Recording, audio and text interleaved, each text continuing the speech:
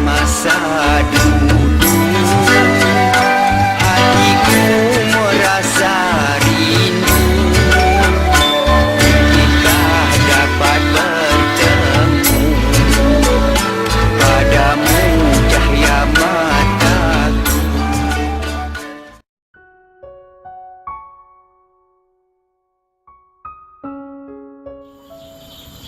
Assalamualaikum warahmatullahi wabarakatuh. Jadi ayah akan menceritakan sebanyak sedikit peristiwa silam yang mana dalam pengetahuan anak-anak tak ada benda-benda ni. Macam mana atuk berkenalan dengan nenek, macam mana atuk dapat meminang nenek dan berkahwin dengan nenek. Atuk akan ceritakan, ayah akan ceritakan kepada kalian semua peristiwa-peristiwa bermulanya kisah tu. Jadi pada tahun 1961 atuk dah bekerja jadi cikgu di Bangi. Jadi bila atuk cuti sekolah, nenek datang, Konah datang mengatakan ada satu budak perempuan di Kampung Paya tu, nama dia Hasmah, anak Esah. Jadi dia hanya seorang saja anaknya dan sekarang dah berhenti sekolah. Masa tu lah berhenti sekolah. Jadi ayah kata pada nenek, ayah belum apa lagi masa tu gaji kecil lagi kan. Tahun 60-an gaji kecil, tahun 60 tu masa gaji cikgu pun 200 lebih je. Jadi macam mana nak kahwin, tapi desakan nenek akan meminang budak tu, nenek kalian tu, mak kalian tu. Jadi ayah masih tak mahu juga lagi. Ayah kata belum ada jodoh. Tapi kerana mungkin Tuhannya bukan mungkin lagi, itulah peristiwa yang boleh menghubungkan ayah dan nenek dan mak kalian tu, yang mana pada satu malam Jabatan Penerangan menunjukkan wayangnya di padang sekolah Melayu Beranang masa tu, tahun 61. Jadi bila semua orang pergi masa tu, TV tak ada, tahun 60 tak ada TV lagi. Jadi bila wayang gambar tu, wayang Jabatan Penerangan, semua orang keluar. Jadi masa tu duduk 2-3 orang di situ, kawan-kawan lelaki ni duduk depan datuk tu pun ada 2-3 orang budak perempuan. Jadi dalam usik-usik tu tahulah budak-budak kan. Jadi atuk pun kenal lah satu orang budak tu. Jadi atuk cakap, tanya semua kawan, siapa budak tu? Dia kata Asmah, anak Esah di Kampung Paya tu.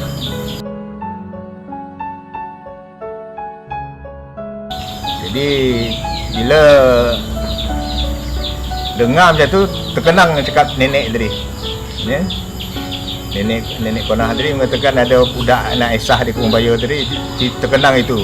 Atuk pun tengok budak tu berkenan pula. Berkenan dah habis wayang tu, tak ada cerita apa. Atuk tak tegur pun, semahan ni tak tegur. Tak kenal kan. Tengok pandang rupa, pandang itu dah kenal kan. Jadi balik tu atuk cerita dengan nenek. Nenek pun heran.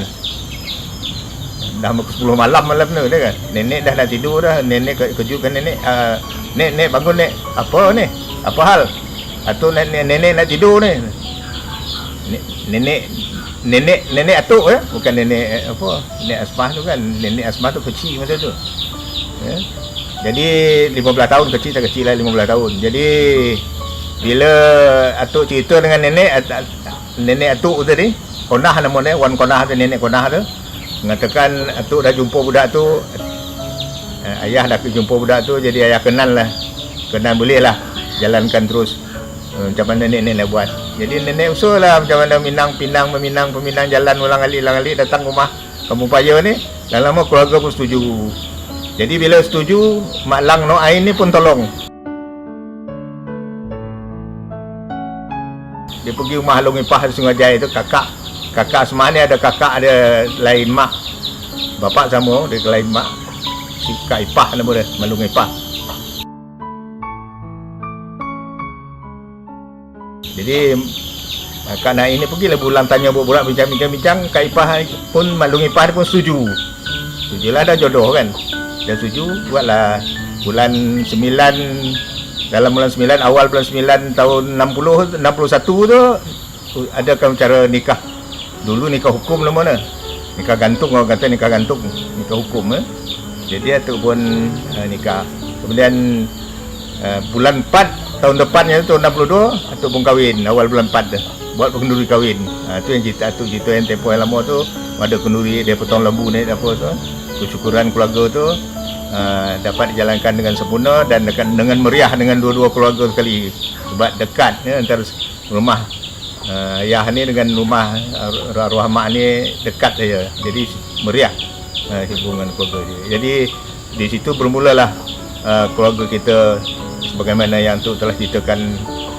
Siri kedua dulu duduk di Bangi dan juga di Dikil.